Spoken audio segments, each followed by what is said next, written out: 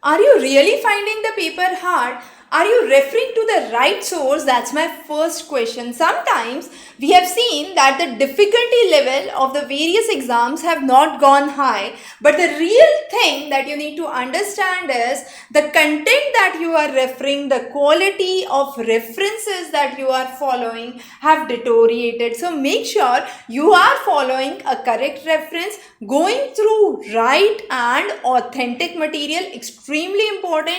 Just surfing through YouTube's, getting few videos and feeling that I'm confident in subject, giving your exam and then realizing that the exam is very difficult is absolutely incorrect. So do follow good references, good study material, solve past years practice questions, and then you are all set for your examination. You'll never find that exams are actually getting difficult even when they are maintaining more or less the same standards.